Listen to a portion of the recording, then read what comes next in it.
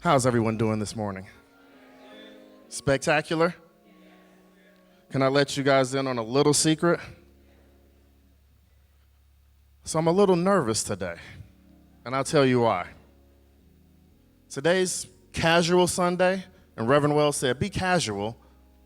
So I'm here in my jeans, but my teacher, Helen Carey, is here, and she's the one that taught me how to dress on the platform.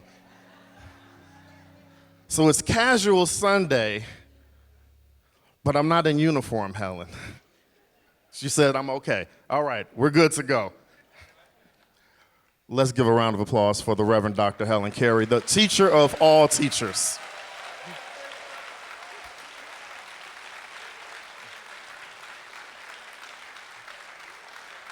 Yes. Yes. We love you, Helen. We thank you.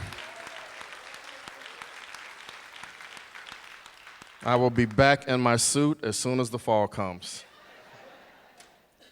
We are in the series, Sermon on the Mount, and Reverend Dr. Wells pointed us to this as a core teaching of Jesus the Christ, to get us to the core of what Jesus was teaching us. And last week, Reverend McDowell started us off by teaching all 9, because he's a show-off. He has to let us know he can do all 9 in one Sunday, all 9 Beatitudes. So don't cheat yourself. Make sure that you go to YouTube and see that lesson.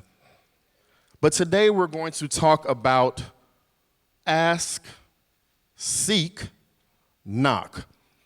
And just to give you some context for the period that Jesus was teaching in and the period in his personal ministry. At the time that he was teaching the Sermon on the Mount, Jesus was new to his ministry. And he was actually calling people to reconsider their relationship with God. It was a bit of a challenge, actually, to the religious leaders of the time. Remember, Jesus is Jewish. And so he's actually putting a little bit of a challenge to the traditional Jewish leaders of the time. And he's speaking to people that are what? Fishermen, they're farmers, they're craftsmen, but he's letting them know in simple terms, understandable terms, that you can have a bountiful life right now. And here is how you have that bountiful life. It was a way of being that Jesus was and is teaching us. And so the scripture says, ask and it will be given you. Search and you will find. Knock and the door will be opened for you. For everyone who asks receives, and everyone who searches finds, and for everyone who knocks, the door will be opened. And I want to stop right there because I really want to focus on that word everyone, everyone, everyone. They said everyone so many times in that scripture. They could have used any term. But most translations come to the term or some similar term, everyone. Let me ask everyone in the room to raise their hands. So everyone is someone, right? So everyone can use this formula that Jesus gave us, and it's really important because he was making sure that if you were not born in a certain neighborhood, this applies to you. If you were not born of a certain class, this applies to you. Doesn't matter where you came from, what city you came from. This is for everyone. This rule doesn't need you to show up to church every Sunday, but show up to church every Sunday. This rule doesn't need you to dress fancy. This rule doesn't need you, as we like to tell the young men, to pull their pants up, but they should pull their pants up. But it's still everyone has access to this truth.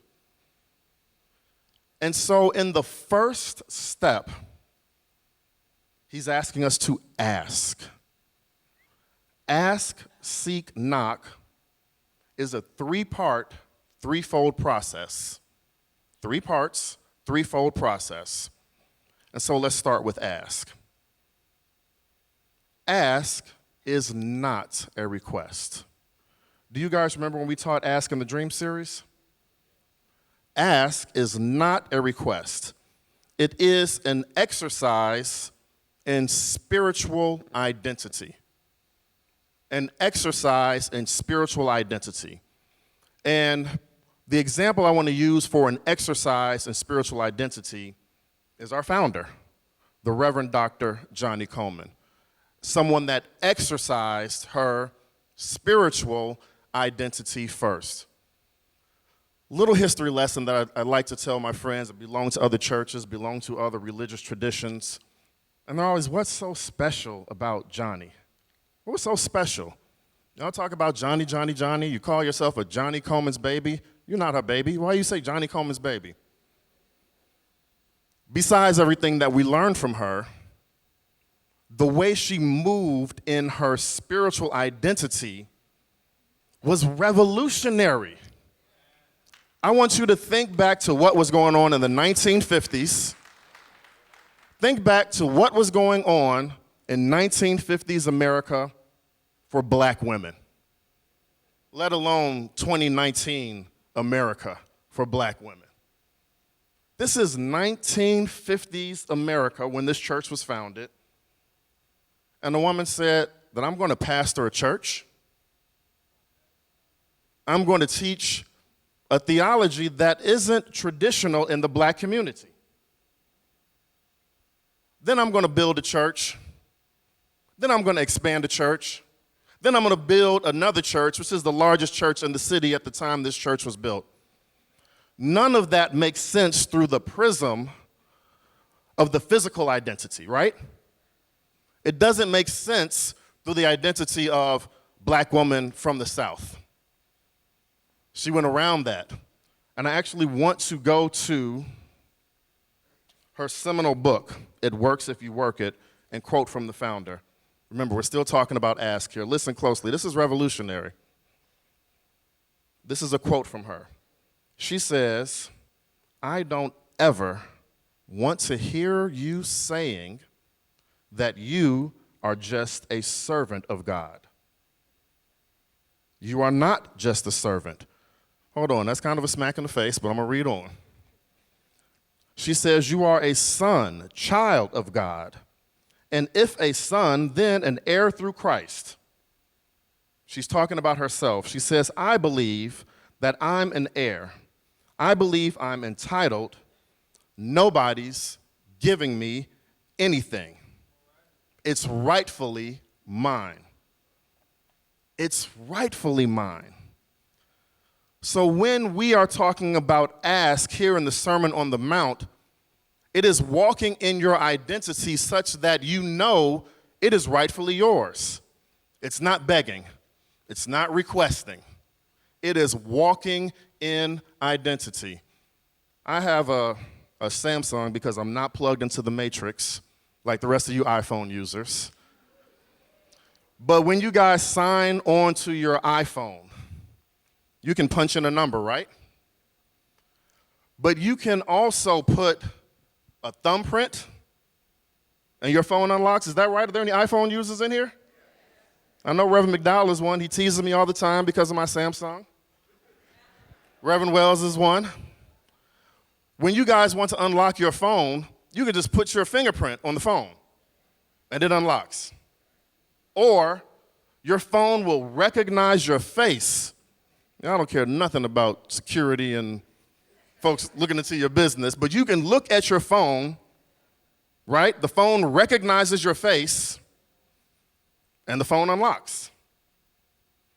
You are asking the phone to unlock, but all you really do is present your identity to the phone. Here's my fingerprint. It's mine. You know it's mine. Give me what belongs to me. And the phone unlocks. Here is my face. You see my face. You know it's my face. The technology recognizes your face, and the phone unlocks. The ask that is in ask, the way that Jesus is teaching it, is like the iPhone. You're just showing your fingerprint. You are not requesting the good that already belongs to you. You are an heir. You are a child of God. It's already yours. You are walking in your identity. Just Friday, I was driving Reverend Wells. We went to an event downtown. And after the event, we went to pick up his car from the valet. Are you guys with me? And all I had to do was walk up to the stand, hand him the ticket. When I turn around and I start talking to Reverend Wells, we're talking about whatever we need to talk about. He actually ends up praying for someone on the street because that's Reverend Wells.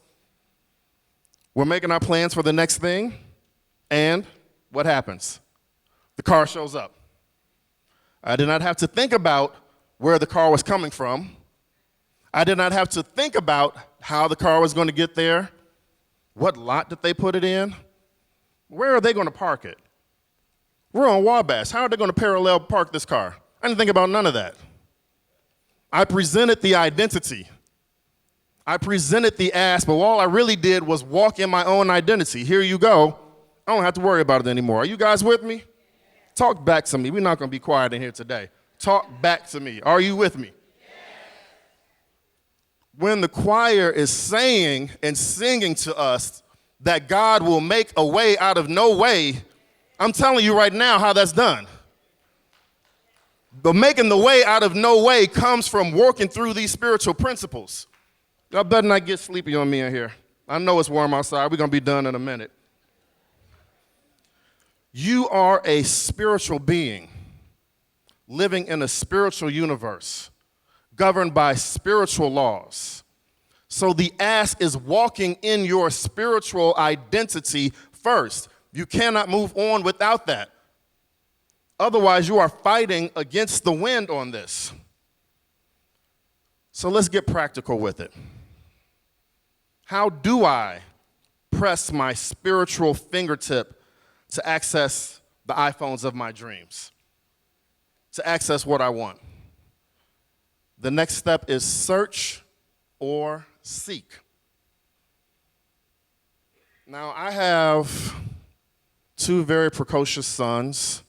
They're normally here on the front row, and my wife is normally holding them down from jumping up here. They're in New York this weekend. And both of my sons play baseball. Very, very proud of them. My youngest son, his team made it to the championship. And my oldest son, he made the all-star team for their respective leagues. Baseball, baseball, baseball. I'm sitting out in the sun fighting mosquitoes all summer. But I love it. And one of the things that you have to know about baseball is defense is everything. Defense is everything. Other team can't score, you don't have to worry about it. And it's a tough sport because it's slow. Baseball is a slow game. It's slow for the observer, but it's also slow at times for the participant. You can be sitting, my oldest son, he plays outfield and second base. My younger son plays third base, shortstop. You can be sitting there, innings. No balls are hit towards you. But when the ball is hit towards you, you got to be ready. And so what they have in Little League Baseball is they teach the children what's called the ready position. So I'm not going to fully demonstrate because I'm not going to split these jeans. But the ready position is such that they can move any way. They have to bend their knees. They have to have eyes up, looking forward. They have to have the glove low. They have to be able to move right or left, be able to run backwards, run forward very quickly. It's a position that they have to be in no matter what's happening. The ready position of our mind is how we seek and search. I want you to stay with me on this. If your mind is focused on your past, is focused on what you haven't done. It's focused on failures. If your mind is focused on guilt of what you wish you had done, it's a form of seeking, but you're looking in the wrong direction. You are not in ready position. We all have moments where we say, man, if only I had not done this, I would be in this better place. Who here's had a moment like that? If only I had not done this one thing, or if only I had done this thing when it was in front of me. And it gnaws on us. It chews on us. But in this process of asking, seeking, and knocking, you are not supposed to be looking in your past. You are not supposed to have your mind focused on anything that is unlike God. And it sits there in your subconscious mind, and we'll get to that in a second. But you're not in ready position. You're not ready to receive the ideas. If your mind is looking to the outer world, if your mind is saying, look at this idiot criminal, Donald Trump, and everything that he's doing, and that's the reason my life ain't right. Because Donald Trump is doing X, Y, and Z, and he's messing this up, and he's messing that up, and you're watching CNN every night, and you're watching MSNBC every night, and every day it's a new scandal, and how can this clown get away with this? Trying to get my bills paid, and this guy is robbing the entire country. Your mind is still focused on the outer. You have joined a race consciousness of complaining. You have now begun to meditate on somebody that sprays tan on his face to get out of the house every day, but you're trying to make your life better. You're trying to do better things with your life, but your mind is stayed on and is seeking things outside of yourself. So let me tell you the solution. The real seek is when you turn to God and when you turn to your spiritual identity. Practically speaking, though, Gavin, what does that mean? What do you mean turn to God, Gavin? Well, let me tell you. Pay attention to your intuition. Pay attention to your intuition. Your intuition is God speaking to you.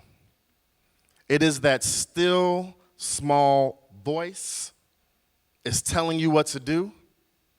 When you get quiet and you turn off the TV, it whispers to you. When you stop thinking about what you wish you had done, it encourages you.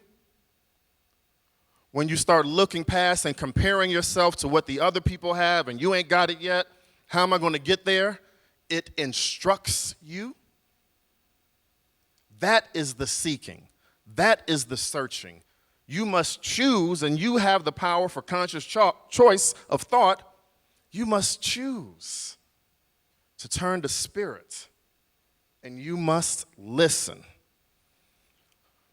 But there is a caveat to that. Like in baseball, the information comes unexpectedly. So like I said, my kids can be sitting there, and especially when they were younger, they'd be in the outfield, and I'd look up, and they'd be picking dandelions,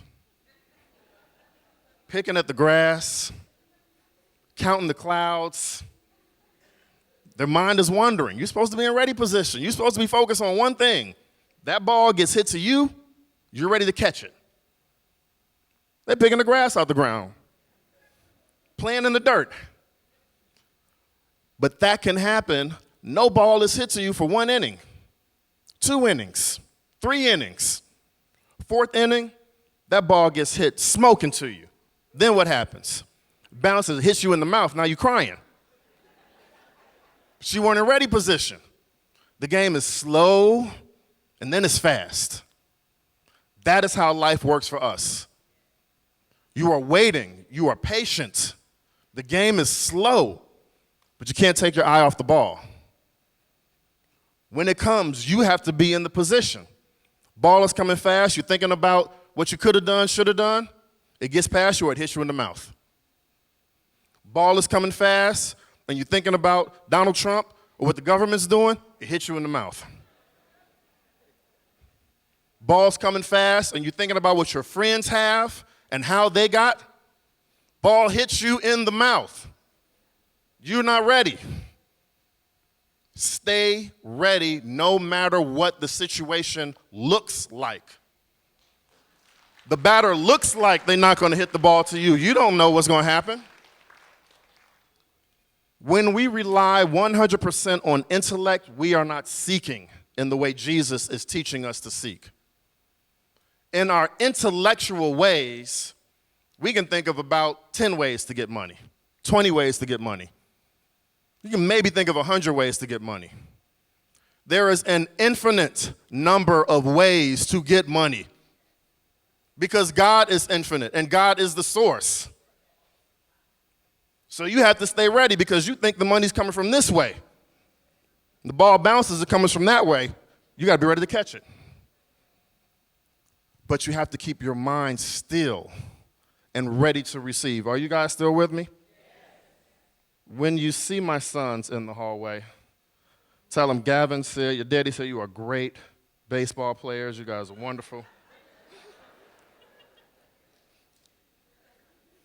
And then they're going to go to the tape.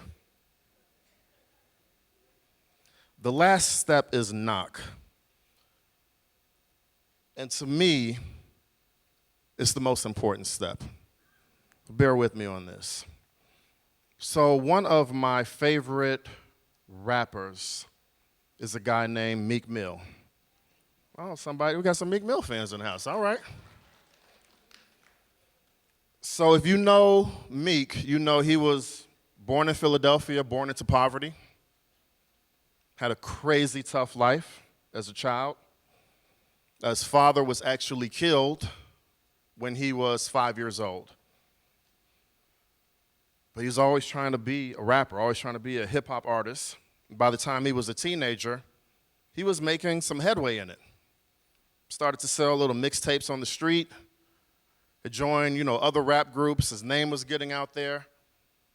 Then at the age of 18, he was arrested, but he was beaten during the arrest, beaten badly. But then, as sometimes our justice system goes, he was charged with assault on the police that beat him.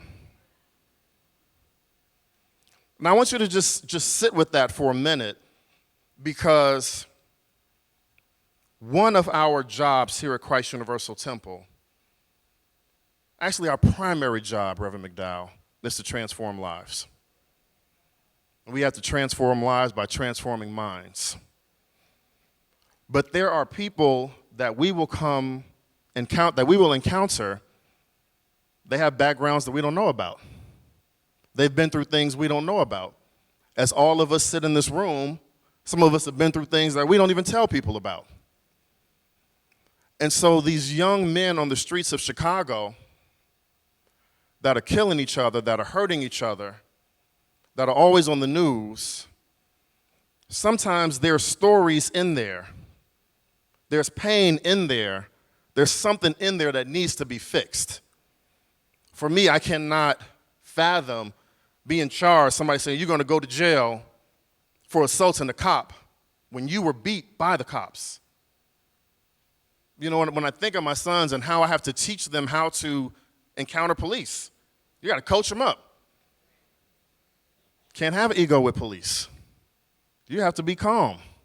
You have to say, yes, sir, yes, ma'am. Do whatever you need to do to get home safely. It's a different way that we have to teach our sons and daughters to deal with police. And I'm not getting off the topic, trust me. But for people that have been through the system, that have dealt with things, that can sometimes completely break you.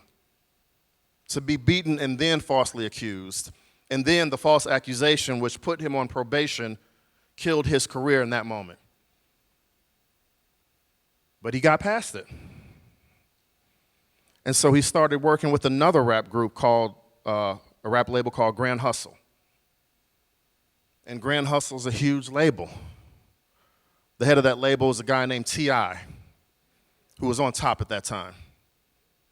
And so now he's working on his album. This is about to be huge. I'm on the Grand Hustle label. T.I. is over the label. T.I. is working with me. We're putting together albums. And then T.I. gets into legal trouble. So then this album that he's been working on gets shelved. Nothing that's his fault. You think you're on top, and that guy, he gets in legal trouble. They say, well, we're not releasing your album. He doesn't shut down. He keeps moving on. Eventually, he signs with a label called the Maybach Music Group, which I love. And he's able to put together an album. He's able to get the album out. He's able to be a chart topper. He's able to start making millions of dollars, touring the world. And there, on that album that really broke him out, he starts the song with the line that says, I used to pray for times like this to rhyme like this. So I had to grind like that to shine like this. I want you to hear what he said. I used to pray for times like this to rhyme like this. So, therefore, ergo, I had to grind like that to shine like this. Ladies and gentlemen of Christ Universal Temple, there is no shine without the grind. There is no shine without that grind. You got the ask. You've done the seeking. You absolutely must do the knocking. The knocking in that is the actual work you have to do. And as you can see, I can find gospel in any music. I can hear the gospel in any song. So when I heard him say that, he did not just keep praying as he was going through all of these tribulations. He did not just have to keep working to keep his mind right. He had to grind, as the young kids say. He had to keep moving his feet. He had to keep working at it. The opening of the door after the knock is absolutely inevitable. But you must knock. Even in the Sermon on the Mount and the Lord's Prayer, Jesus said, thy will be done on earth as it is in heaven. That's because he's reminding you, all right, heavenly work is done, let's get down to earth.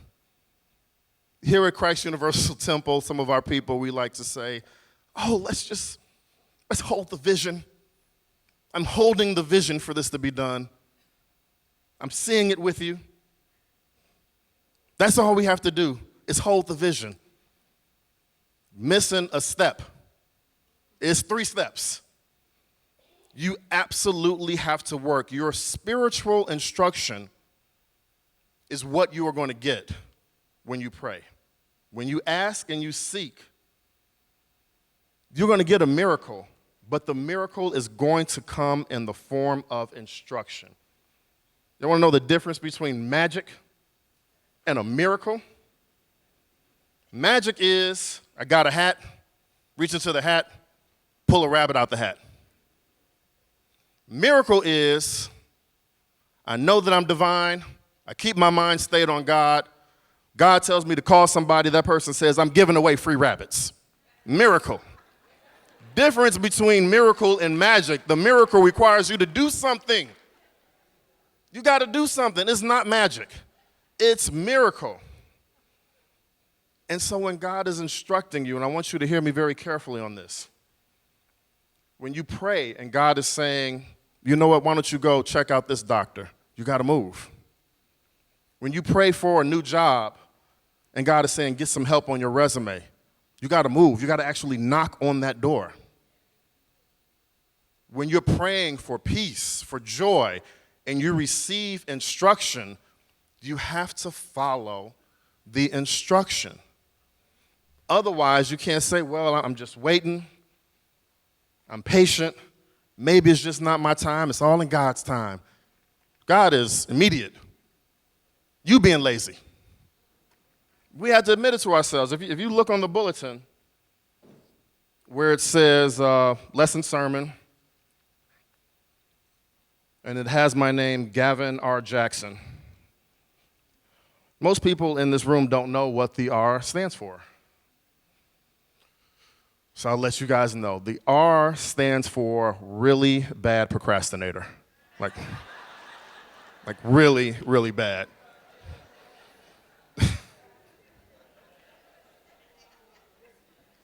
I've had some extraordinary success in my life, but if I wasn't such a procrastinator, I probably would have showed up here in a helicopter today.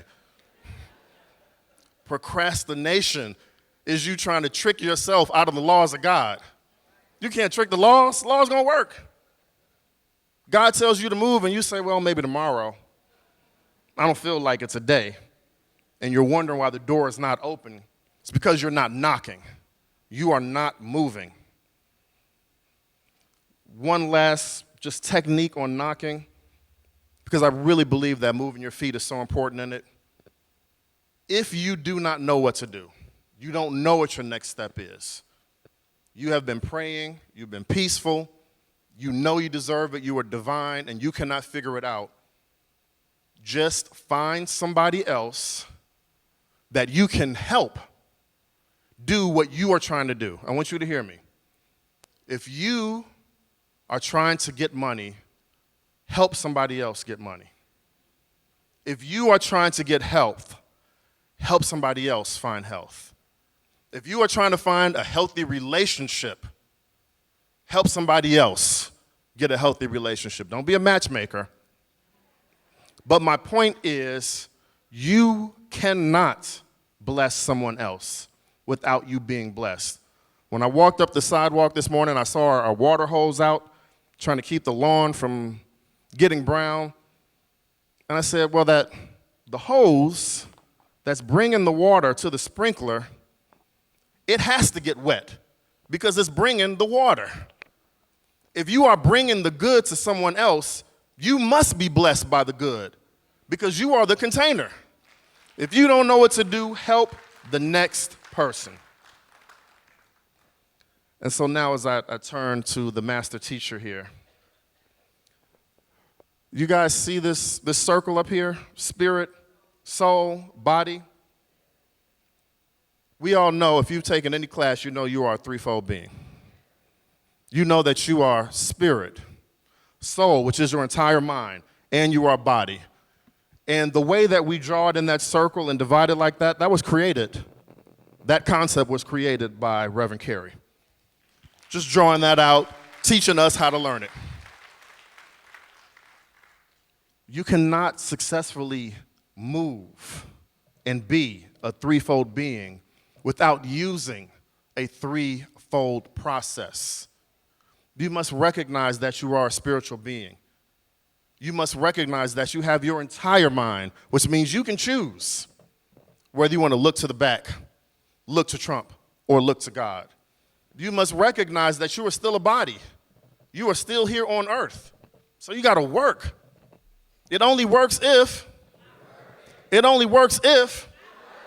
That's the third part. One of three parts gets you a little bit, most of the time gets you nothing. If you're not careful, gets you hit in the face with a baseball.